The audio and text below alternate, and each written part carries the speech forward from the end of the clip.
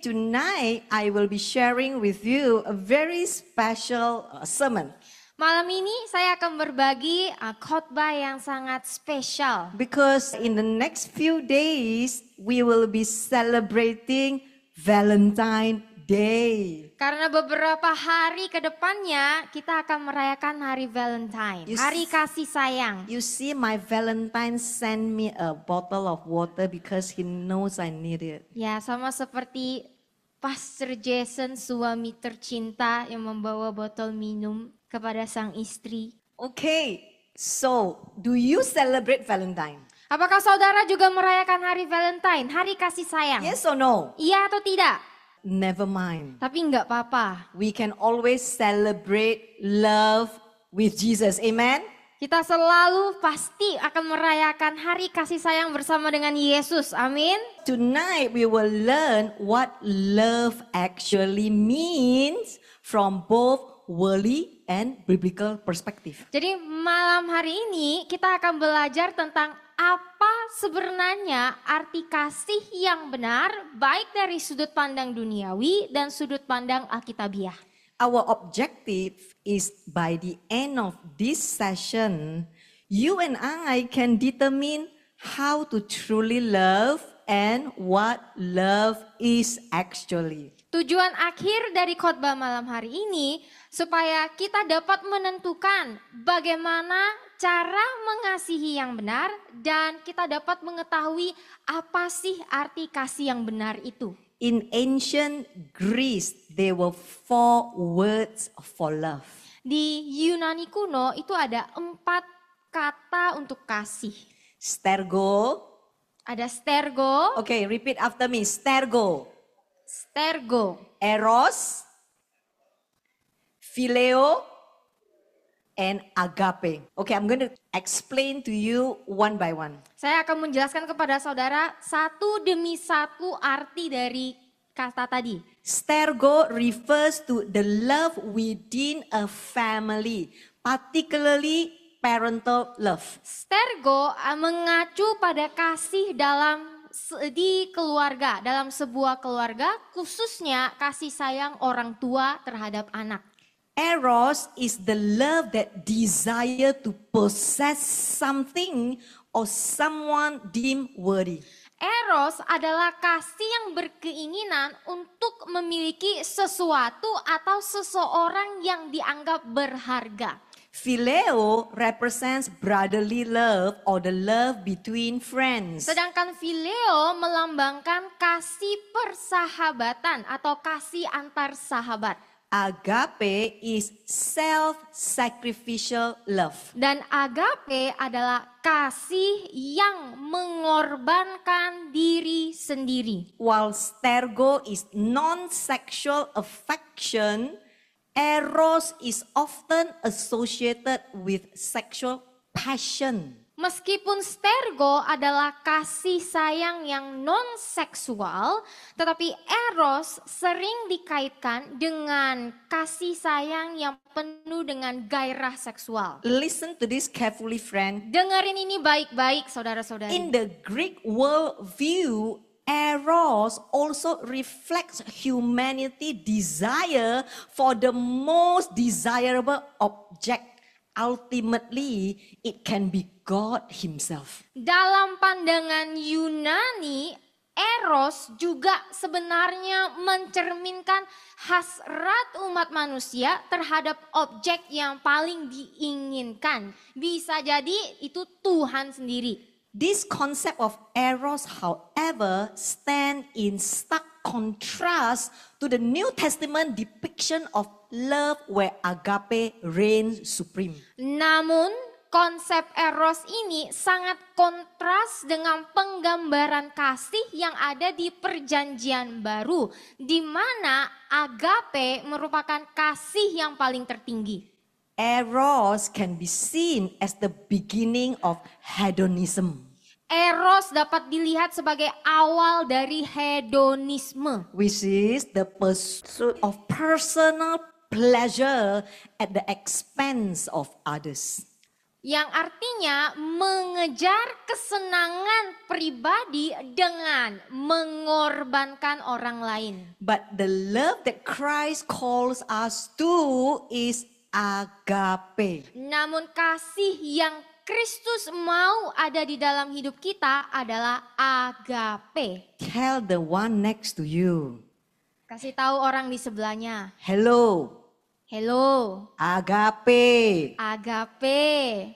So, what is love actually? Jadi, apa sih arti kasih yang benar? In the New Testament, we find that only phileo and agape are used to describe the Christian idea of love. Di dalam perjanjian baru, kita menemukan bahwa hanya phileo dan agape yang digunakan untuk menggambarkan gagasan kasih di dalam kekristenan. However, many Christians misunderstood about the concept of love.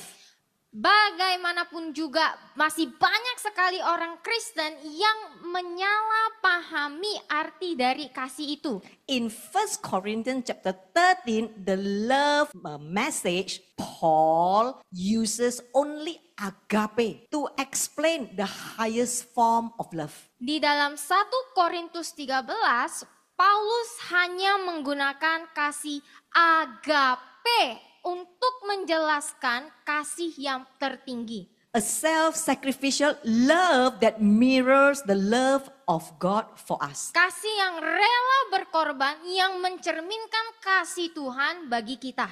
Paul begins with 1 Corinthians chapter 13 verse 1.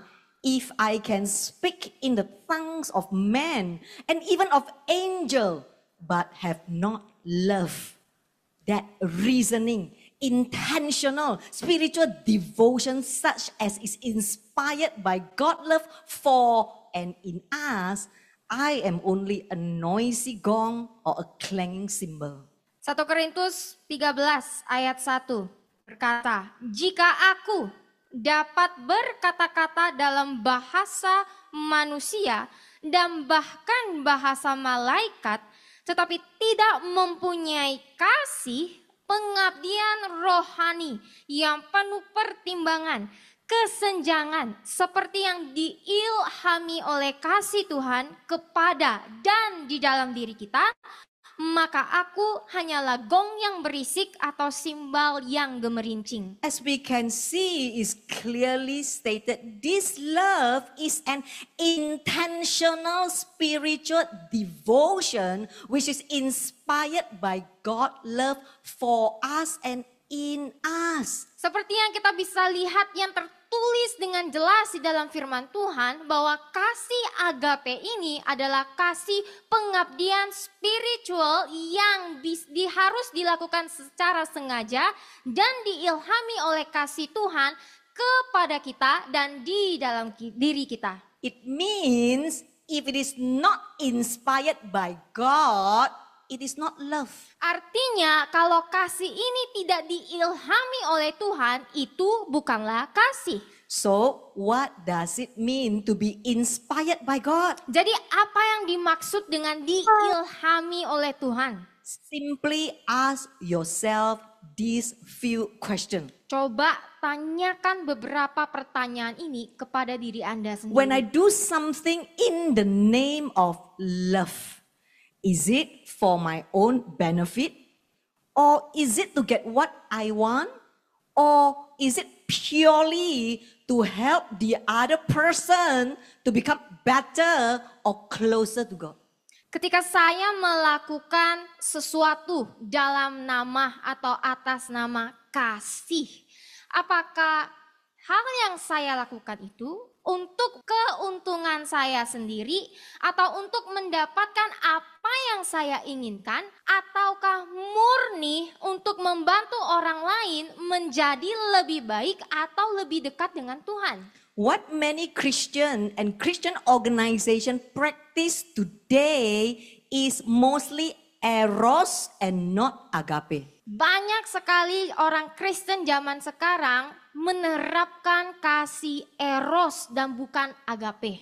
Why do I say that? Mengapa saya mengatakan itu? The church can be very large. Gereja bisa aja sangat besar. with a huge congregation. Dengan banyak sekali jemaat di dalam gedung itu. Not all, but it's often just a gathering of people who are there for their own gain. Tidak semua gereja, tetapi banyak sekali gereja yang memakai gedung itu sebagai tempat perkumpulan. They are like goats or wolf disguised as sheep, or perhaps a sick or wounded sheep who aren't being discipled or trained or nurtured and were still disciplined. Mereka itu seperti kambing atau serigala yang menyamar seperti domba. Atau ada domba yang sakit dan terluka yang tidak dimuridkan atau dilatih dan dipelihara, dan yang parahnya lagi yang tidak didisiplinkan. As a result, you see they ended up with messy marriages,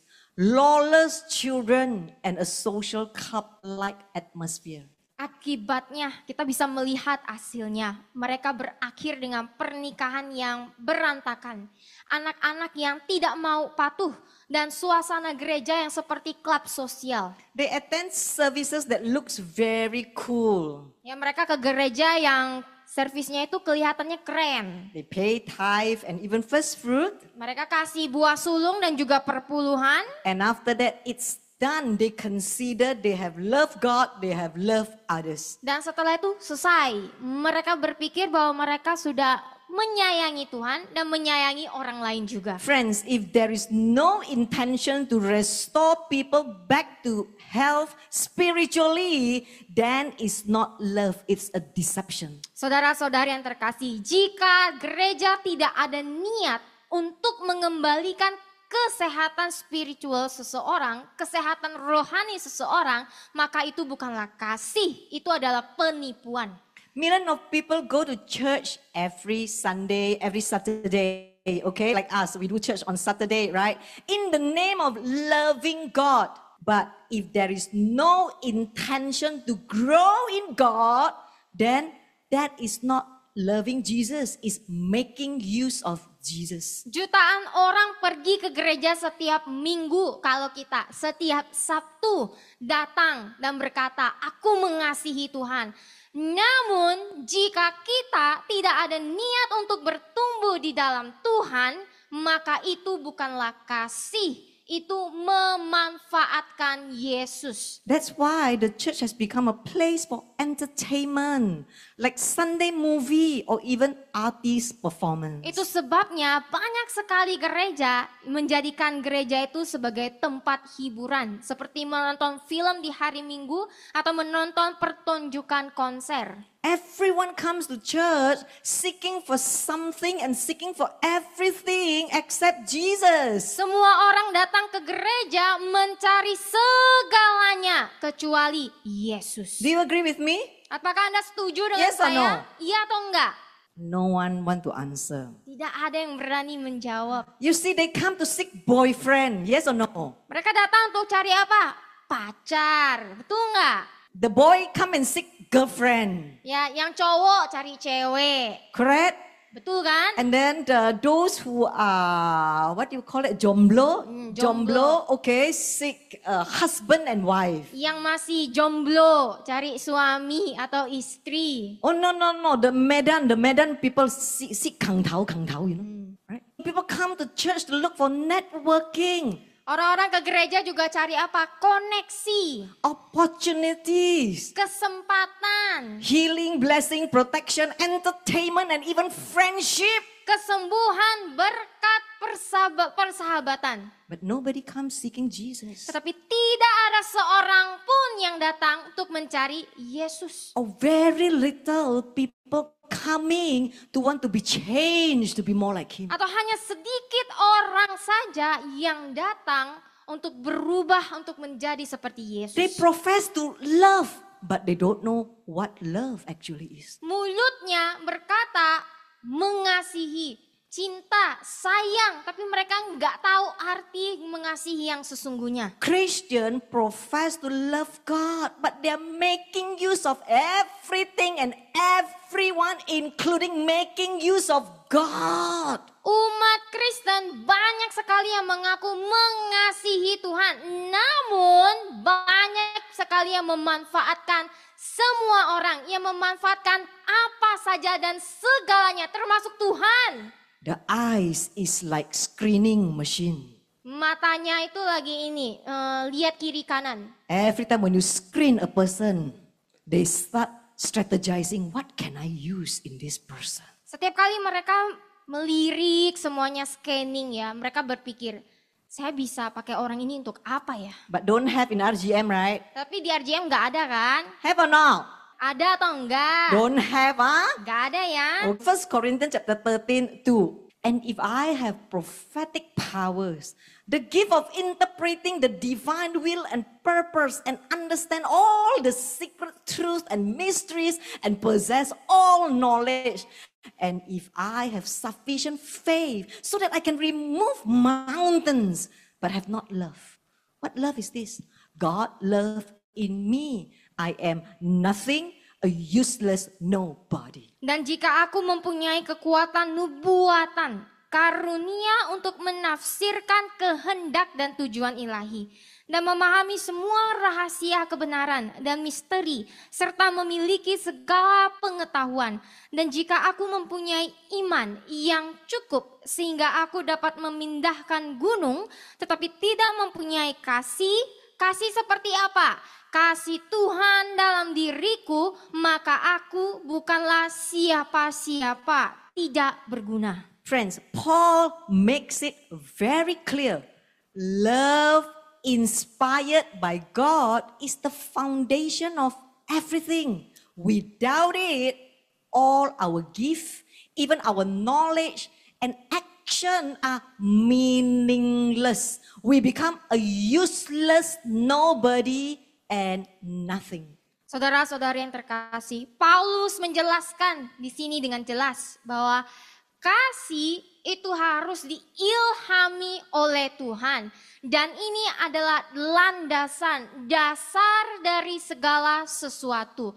Tanpa kasih yang diilhami Tuhan, semua pemberian, pengetahuan, dan tindakan kita itu tidak ada artinya. Kita menjadi bukan siapa-siapa yang tidak berguna, yang tidak ada apa-apanya di mata Tuhan. I give you an example, okay? Saya akan kasih contoh yang lain. And I'm speaking to parents. Saya akan berbicara kepada orang tua. But I'm not talking about you, okay? Tapi saya nggak ngomongin tentang saudara ya. I'm talking about the one outside. Ya, saya ngomongin orang tua yang ada di luar. Parents often think we love our children so dearly, we give them the best. Orang tua sering berpikir, kami itu mencintai anak-anak kami. Kami akan memberikan semuanya untuk anak-anak kami yang terbaik. And they sacrifice and fight for their kids' benefits. Dan mereka berkorban dan berjuang demi kepentingan anak-anak mereka. You know, some wife fight and even scheme against their husband in the name of protecting their children. Bahkan beberapa istri itu bertengkar dan bersekongkol melawan suaminya demi melindungi anak-anak mereka. And then what else?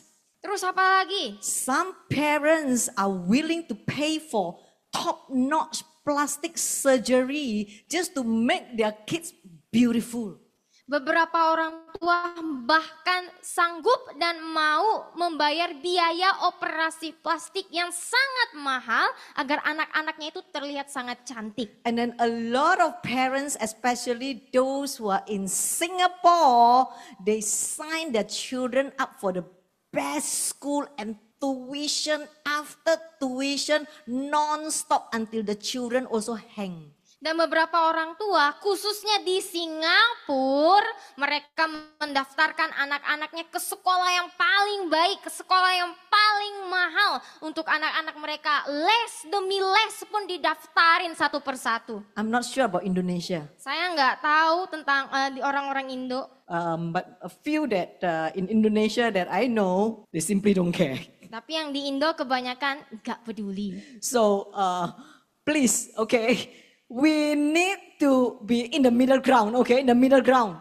Tolong jangan terlalu ekstrim ya. Kita harus di tengah-tengah biar seimbang.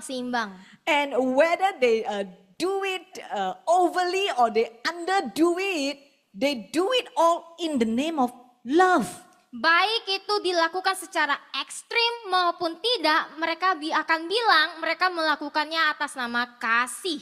However, they spend very little time teaching their children to be godly. Tetapi mereka hanya menghabiskan sedikit saja waktu untuk mengajar anak-anak mereka hidup kudus. They spend very little time showing the children how to live a righteous life. Mereka jarang sekali menghabiskan waktu mereka bersama dengan anak-anak mereka bagaimana mereka bisa hidup benar. Instead, they often model selfish behavior, showing their kids how to be greedy, how to be ungodly, and all in the name of love. Sebaliknya, banyak sekali orang tua yang mengajarkan anak-anak mereka bagaimana untuk bisa menjadi lebih serakah, lebih cepat kaya, habis itu tidak beriman dengan menggunakan nama kasih. Parents, I just want to encourage you to think about this. Para orang tua, saya ingin mendorong kalian semua untuk berpikir ini. Imagine Bayangin ya, the children that you love so much anak yang saudara kasihi itu burning in hell for eternity. terbakar di neraka selamanya. I plead with you, Saya memohon kepada saudara, all parents, semua orang tua, register this in your mind. tolong simpan baik-baik ini di pikiran Anda. Perhaps this will motivate you to start thinking about your children's spiritual growth and take it seriously. Mungkin ini bisa membantu saudara untuk membantu saudara menolong anak saudara supaya mereka bisa bertumbuh secara rohani, membantu mereka untuk lihat Tuhan dan berjalan dalam kebenaran. Friends, it's not about just attending church. Saudara-saudari, ke gereja doang gak cukup. We once counseled someone who turned gay. Kami pernah konseling seseorang yang pernah jadi gay. He shared with us that the first time he felt aroused was at a youth church camp when he was only a young teenager. Dan dia menceritakan kepada kami pertama kali dia merasa terangsang itu ketika dia pergi ke camp gereja remaja. The youth leader is gay and held him so tightly when they slept together at night. Ketuanya itu seorang gay dan waktu tidur itu ya peluk dia dengan sangat erat.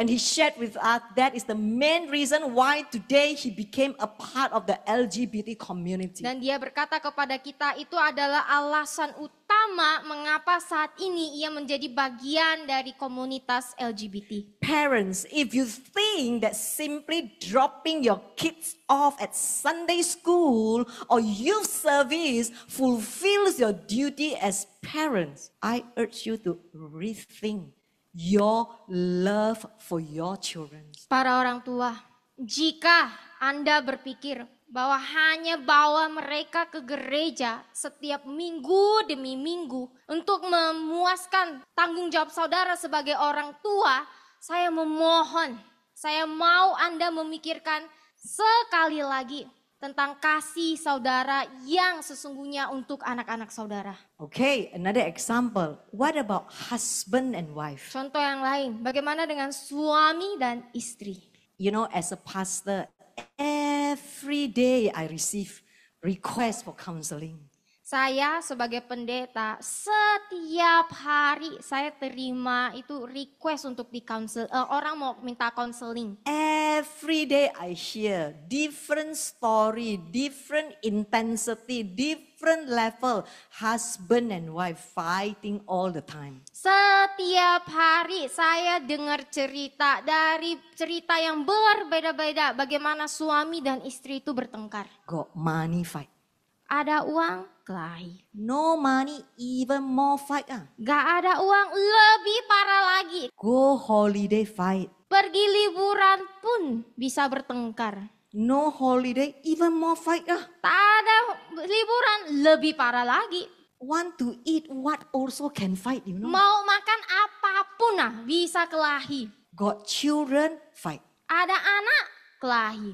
No children, even more fight. Tak ada anak, lebih parah lagi. All in the name of love. Semuanya dibawa dalam nama kasih. And those who do business, Dan kalian yang melakukan bisnis, got order, fight. ada order bisa berantem. No order, even more fight. Tak ada order, lebih kenceng lagi kelahinya. All in the name of love. Dan semuanya dipakai dalam nama kasih. So, what is love actually then? Jadi arti kasih yang benar itu apa? 1 Corinthians chapter 13 verse 3, the Bible taught us, even if I dole out all that I have to the poor and providing food, and if I surrender even my body to be burned, or in order that I may glory, but have not love. What is this love? Again, 3 times it was repeated. God love in me. The Bible says, I gain nothing. 1 Korintus 13 ayat 3 firman Tuhan mengajarkan kepada kita. Sekalipun aku membagi-bagikan segala hartaku kepada orang-orang miskin dalam menyediakan makanan. Dan jika aku menyerahkan tubuhku untuk dibakar atau supaya aku bermegah, tetapi tidak mempunyai kasih, kasih seperti apa? Firman Tuhan berkata dan mengulangi ini sebanyak 3 kali. Kasih Tuhan di dalam diriku, maka aku tidak memperoleh apa-apa. Paul is reminding us that if our action, no matter how sacrificial, are motivated by self-glory, we gain nothing. Paulus mengingatkan kita bahwa jika tindakan kita betapapun besarnya pengorbanan kita, tetapi jika dimotivasi oleh kemuliaan diri sendiri, maka kita tidak akan memperoleh apa-apa. Listen to this, friend. Ministry, if done for fame, pride, or to put ourselves on a pedestal, is empty in God's sight. Dengarkan ini baik-baik. Pelayanan jika dilakukan demi ketenaran, kebanggaan, atau meninggikan diri sendiri adalah sia-sia di mata Tuhan. Helping others should never be for personal gain or worse, exploitation. Membantu orang lain tidak boleh dilakukan dengan tujuan untuk mendapatkan keuntungan pribadi. Lebih parahnya lagi, eksploitasi. Do you want to know why? Saudara mau tahu mengapa? Matthew chapter 25 verse 40, very clearly the Bible taught us, and the king will reply to them, truly I tell you, in so far as you did it for one of the least in the estimation of man, of these my brethren, you did it for me. Saudara mau tahu mengapa? Matius 25 ayat 40 dengan jelas mengatakan kepada kita. Dan raja akan menjawab mereka, sesungguhnya aku berkata kepadamu, sepanjang kamu melakukannya untuk salah satu yang paling hina dalam pandangan manusia, dari saudara-saudariku ini, kamu melakukannya untuk aku. This verse is a double-edged sword. Why do I say that? Remember, friend, if we exploit the least of these, we are doing it to Jesus himself. Ayat ini adalah pedang bermata dua. Mengapa saya mengatakan hal ini? Jika kita mengeksploitasi hal yang paling kecil dari hal-hal yang disebutkan tadi, kita sebenarnya sedang melakukan hal tersebut terhadap Yesus sendiri. Think about that. Are we truly loving those in need? Or are we using them for personal attention and social media fame? Coba pikirin ini baik-baik. Apakah kita, saudara-saudari terkasih, benar-benar mengasihi, menolong mereka yang membutuhkan, atau memanfaatkan mereka untuk perhatian pribadi dan ketenaran di media sosial? You know that I have a special child named Joel. Saudara-saudari tahu saya punya anak spesial namanya Joel. I think most of you have heard my testimony and know how I was abandoned, and in Singapore I have to struggle raising up a special child without money, without help. Mungkin semua yang ada di sini sudah tahu tentang kesaksian saya. Bagaimana saya itu dibuang, saya itu ditinggalkan di Singapura bersama dengan anak saya Joel, anak spesial tanpa uang dan pertolongan. Joel was born with lots of complications, 3 holes in the heart, brain damage. Joel itu dilahirkan dengan banyak sekali komplikasi, ada 3 lubang di hati, kerusakan otak. When she was 3 years old, I was only 25 years old. Waktu Joel itu berusia 3 tahun, saya baru 25 tahun. The doctors say that I have to prepare 100,000 Sing dollar so that Joel can do an open heart surgery. Dokter mengatakan kepada saya bahwa saya harus mempersiapkan 100.000 Singapura dolar untuk bisa melakukan operasi di hatinya Joel. I was already a Christian, Waktu itu saya sudah orang Kristen. faithfully obeying God, Dengan setia saya selalu taat kepada Tuhan. faithfully serving God. Dengan setia saya melayani Tuhan. But I have no money. Tapi saya nggak punya duit. I do not have 100,000 Sing dollar at that point of time. Waktu itu 100.000 Singapura dolar pun saya nggak punya. The doctors say that you have to send your daughter for surgery, if not she will die. Dokter bilang kamu harus membawa Joel untuk dioperasi, kalau enggak Joel mati. Do you know what happened? Saudara tahu apa yang terjadi? Somebody offered me. Tiba-tiba ada orang yang menawarkan saya. A rich man Seseorang laki yang kaya, that can be my father. yang bisa jadi bapak saya. Know about this story, and he said, I pay for you. Dia tahu cerita ini dan dia bilang, aku bayarin buat kamu. I pay for your daughter's surgery, Saya akan bayar uang operasinya Joel plus I give you a house, dan saya akan kasih kamu rumah plus I'll give you a car, dan saya akan kasih kamu mobil plus I give you a credit card, dan saya akan kasih kamu kartu kredit, monthly allowance 20,000 per month.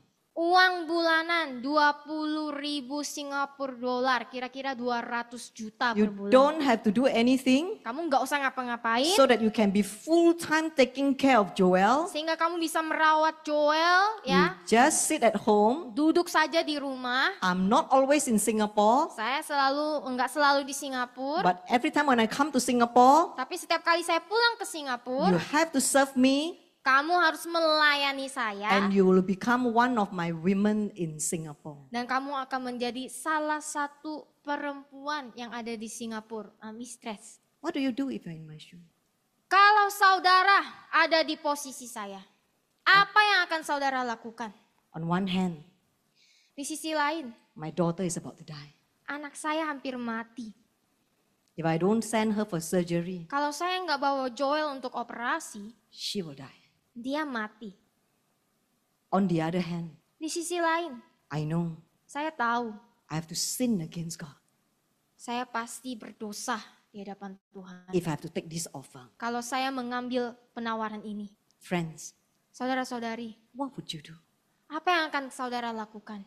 Everybody Semuanya that I seek counsel, yang saya minta tolong untuk counseling, suggest, kasih tahu saya ini, take that offer. ambil di tawaran itu. Because if anything happened to your daughter, Karena jikalau ada sesuatu yang terjadi kepada if anakmu, your daughter died, kalau anakmu mati, the blood is on your hand. darah anakmu ada di tanganmu. What would you do? Apa yang akan saudara lakukan? You know, friends, the day that I received Jesus Christ as my personal Lord and Savior, Saudara-saudari, hari di mana saya menerima Yesus sebagai juru selamat saya. The day that I nearly died, but Jesus saved me. Hari di mana saya hampir mati tetapi Yesus menolong saya. I have made a decisive decision. Saya sudah membuat keputusan yang tegas. I live to obey God. Saya hidup untuk taat kepada Yesus. When I say I live to obey God, Ketika saya berkata saya hidup untuk taat kepada Yesus, means that love is self-sacrificial love. artinya kasih yang saya berikan kepada Yesus adalah kasih yang penuh dengan pengorbanan diri sendiri. The person that I love the most and love me the most, Orang yang saya sangat kasihi dan orang itu sangat mengasihi saya, tell me, take that offer. berkata kepada saya, ambil penawaran itu, Heal Joel. sembuhkan Joel. Later we will talk. Setelah itu kita baru ngomong. I said no. Saya berkata enggak. I took Joel out from the hospital. Saya keluarin Joel dari rumah sakit. I carried her. Saya gendong Joel. When I walk up from that hospital, Ketika saya jalan keluar dari rumah sakit, my tears roll from my eyes.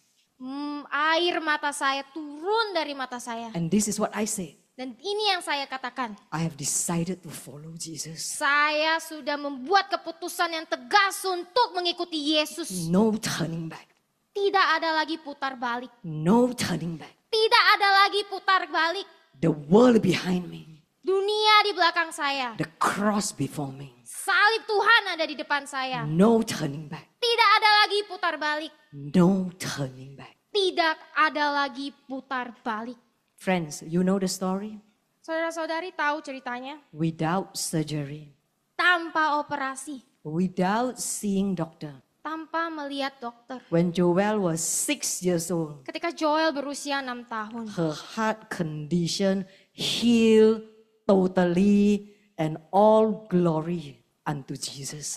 Hati Joel sembuh sepenuhnya dan kemuliaan hanya untuk Tuhan. I want to encourage you. Saya mau menguatkan The saudara-saudari. place where we are willing to sacrifice is the place you will be rewarded. Tempat di mana saudara berani untuk berkorban, disitulah saudara juga akan diberkati. Sacrificial love is the key to agape. Kasih yang rela berkorban adalah kunci dari kasih agape. It's a love that costs us something. Itu adalah kasih yang membuat kita harus mengorbankan sesuatu. It is a love that make us to be able to willing to give up everything. Itu adalah kasih yang membuat kita belajar untuk bisa menyerah semuanya. When we love sacrificially, we don't gain anything for ourselves. Ketika kita mengasihi dan mengorbankan diri kita, maka kita tidak akan mendapatkan keuntungan apa-apa untuk diri kita. But we bring others closer to Jesus. Tetapi kita membawa orang lain untuk bisa lebih dekat kepada Yesus. As Paul writes in 1 Corinthians, true love is not about what we gain but what we give. Seperti yang Paulus tulis di dalam 1 Korintus bahwa kasih yang sesungguhnya bukanlah kasih yang akan menguntungkan kita sesuatu, tetapi apa yang kita beri. 3 times it was repeated. Love is God love in me and God love through me. 3 kali Paulus tulis, kasih itu adalah kasih Tuhan di dalamku dan kasih Tuhan melalui aku. What is God love in me? Apa sih arti kasih Tuhan di dalam aku? Simple. Sederhana, Meaning in my life, artinya di dalam hidupku. I am modeling God's character. Aku mencontohkan karakter Tuhan. I wait for God. Aku menunggu Tuhan. I accept what comes. Saya menerima apa yang datang. I allow whatever befalls me because God's love in me and what befalls me ultimately is in His hand. Aku mengizinkan apapun yang menimpa aku karena kasih Tuhan padaku. Dan apa yang menimpa aku pada akhirnya ada di tangan Tuhan. No matter what happened to me, whether it's bad or good, it is His control, is within His power. Apapun yang terjadi kepadaku, baik itu baik maupun buruk, semuanya sudah ada di kendalinya Tuhan. Another way of saying is that I am not in control. That my world is not up to me. It's not up to what I want, but what He wants. Sederhananya begini, saya tidak memegang kendali bahwa dunia yang saya tinggali sekarang, saya tidak bergantung dengan dunia ini.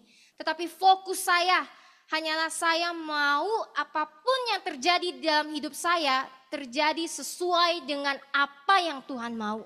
What does it mean? God love through me. Sekarang, apa artinya kasih Tuhan melalui aku? Very simple. Sangat sederhana.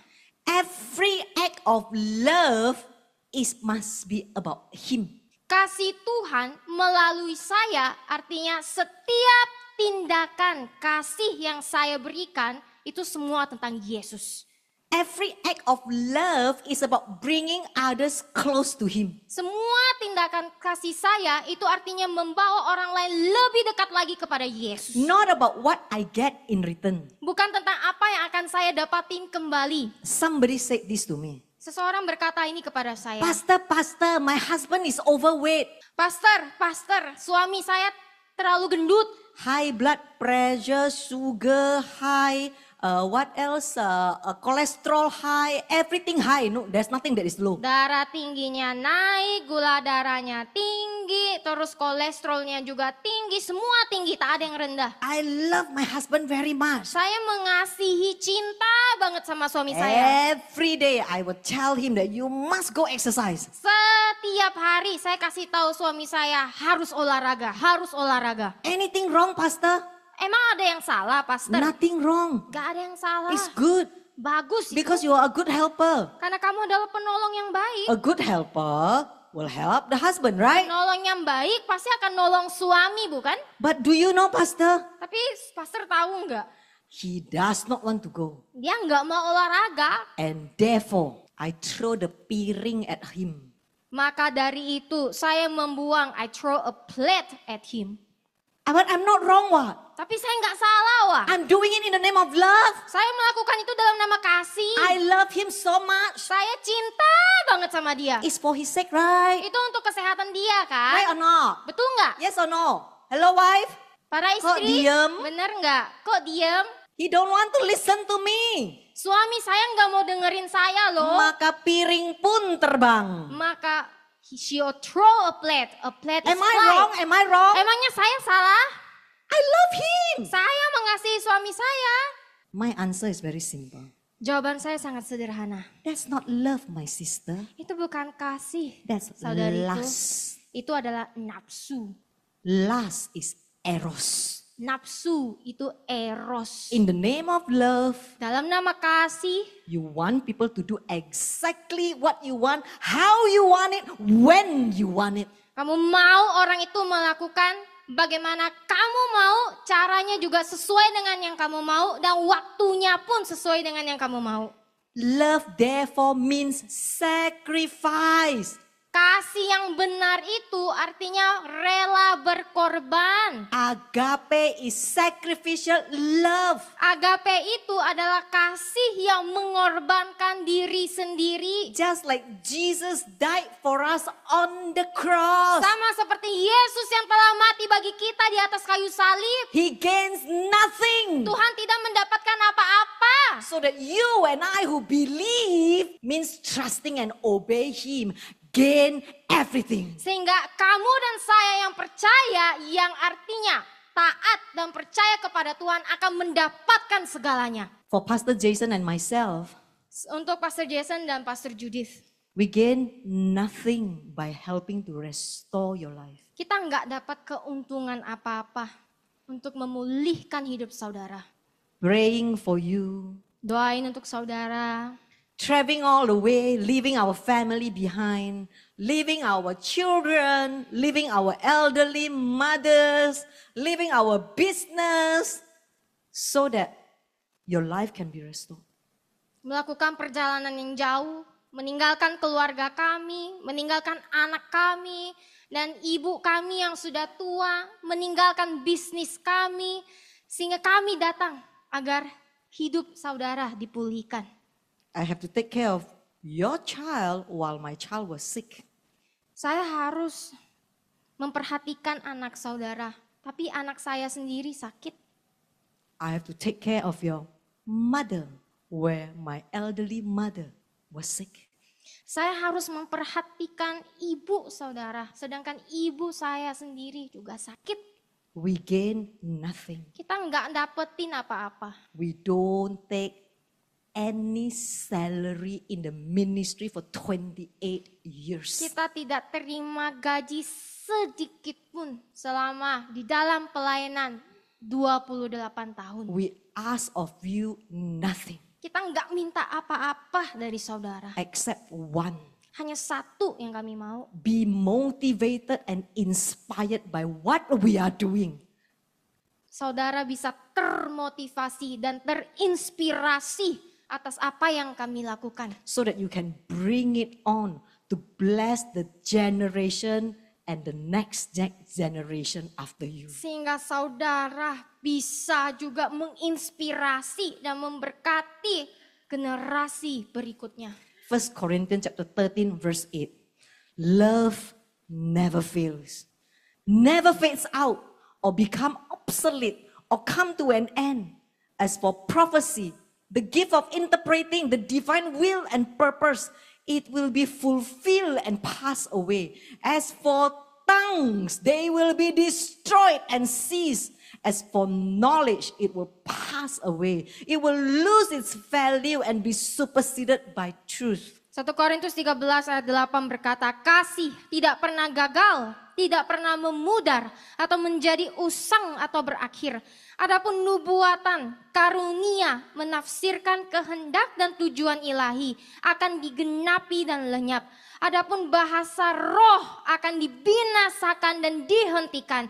Sedangkan ilmu pengetahuan akan lenyap, kehilangan nilainya dan digantikan oleh kebenaran. Friends, I want you to open your eyes and pay attention to what you are reading. Saudara-saudari, saya mau saudara-saudari buka mata lebar-lebar dan perhatikan apa yang saudara baca. Tongues will be destroyed and cease. Bahasa lidah akan dibinasakan dan dihentikan. Is it written in the Bible?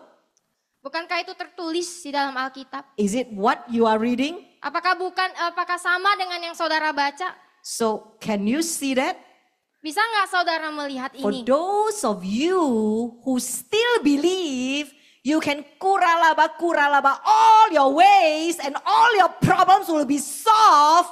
Please read carefully what is written in the Word of God. Bagi saudara yang masih percaya bahwa bahasa saudara kuralaba itu ketika kalian mengucapkan sampai akhir hidup saudara dan bisa memecahkan masalah saudara, tolong lihat apa yang tertulis.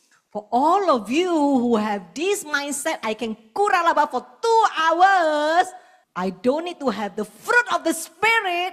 My husband will change. Think again. Bagi saudara yang bisa kuralaba selama 2 jam tetapi tidak memiliki buah roh, suami saudara berubah. Perhatikan sekali lagi firman Tuhan.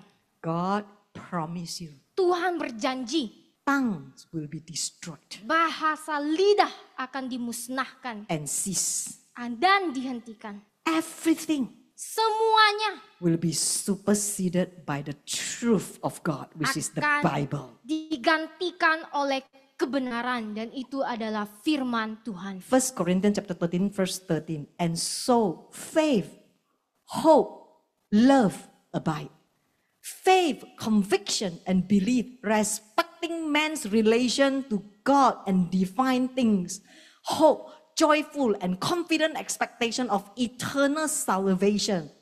Love, true affection for God and a man, growing out of God's love for and in us. These three, but the greatest of these is love. Agape. 1 Korintus pasal 13 ayat 13 berkata, maka iman, harapan, kasih tetap ada. Iman, keyakinan dan kepercayaan terhadap hubungan manusia dengan Tuhan dan hal-hal ilahi. Pengharapan yang penuh sukacita dan penuh keyakinan akan keselamatan kekal.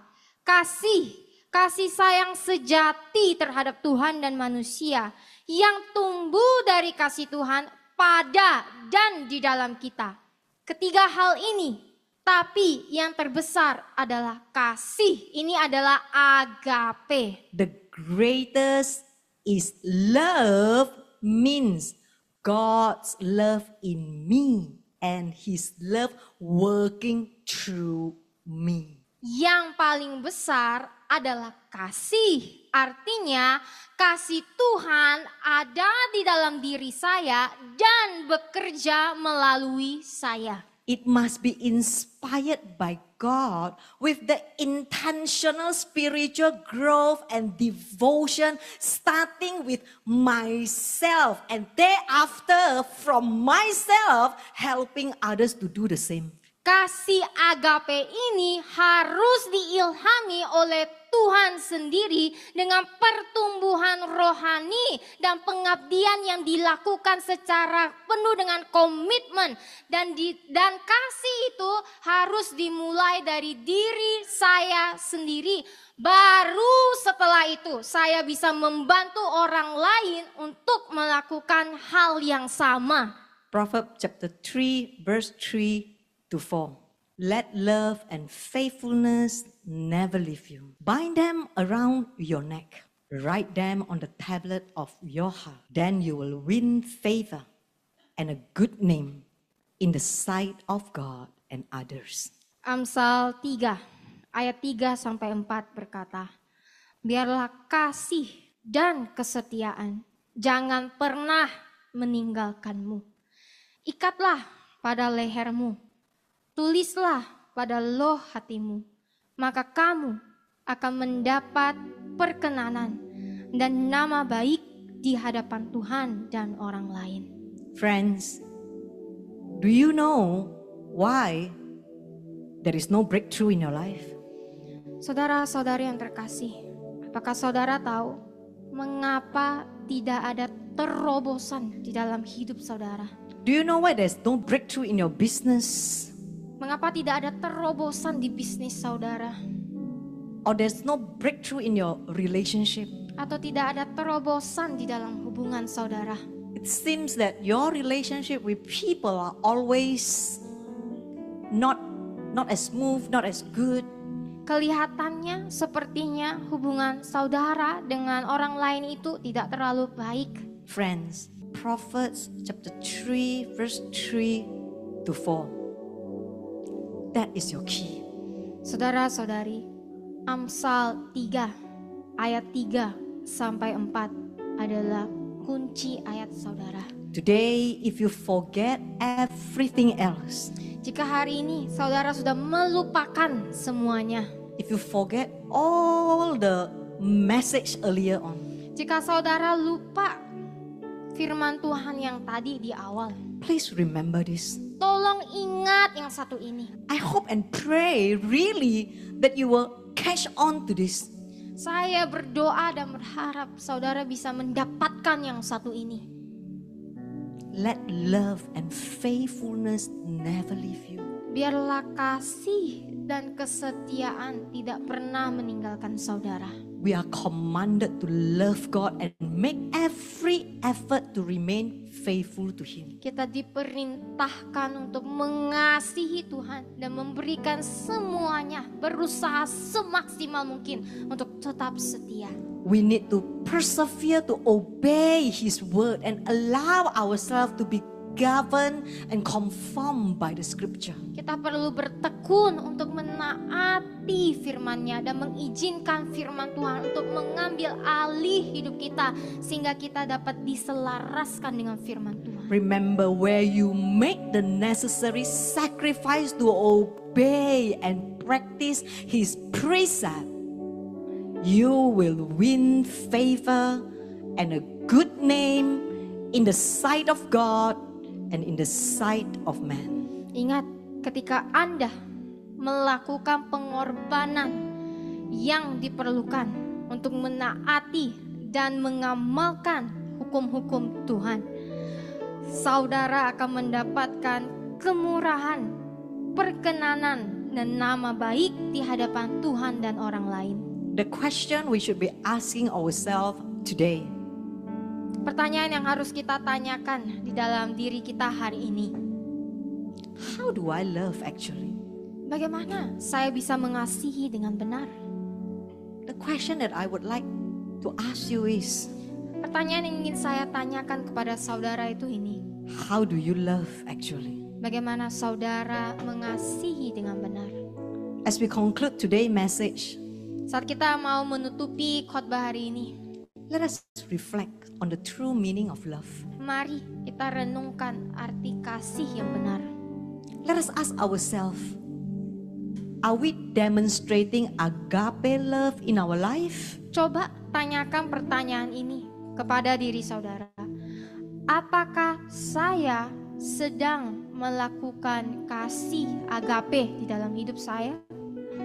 Are we searching for the benefit of others, or are we seeking our own gain? Apakah saya mau murni membantu orang lain atau hanya mau mendapatkan keuntungan pribadi untuk diri saya? May we be inspired by God's love for us. Biarlah kita semua diilhami oleh kasih Tuhan di dalam hidup kita.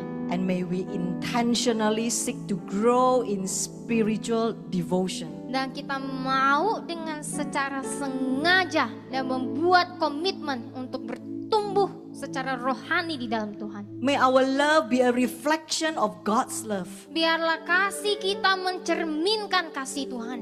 And may we bring glory to Him alone. Dan biarlah kita memberi kemuliaan hanya kepada Tuhan saja. Let us strive to make love the greatest virtue in our life. Marilah kita berusaha menjadikan kasih agape ini sebagai karakter terbesar dalam hidup kita. Let us love actually not just in our word, but in deed and in truth. Biarlah kita mengasihi bukan hanya lewat perkataan, tetapi lewat perbuatan kita. May God bless us and guide us as we seek to demonstrate His love to a world in need. Semoga Tuhan memberkati kita dan membimbing kita saat kita berusaha menunjukkan kasih Tuhan kepada dunia yang membutuhkan. Let us pray. Mari kita berdoa. Dear Heavenly Father, Bapa di surga, help us to understand and demonstrate agape love in our life. bantulah kami untuk memahami dan menunjukkan kasih agape dalam hidup kami.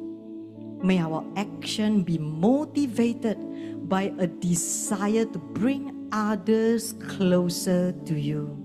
Biarlah tindakan kami dimotivasi oleh keinginan untuk mendekatkan orang lain kepada Engkau. May be willing to sacrifice for others' benefit. Biarlah kami dengan rela mau berkorban demi keuntungan mereka.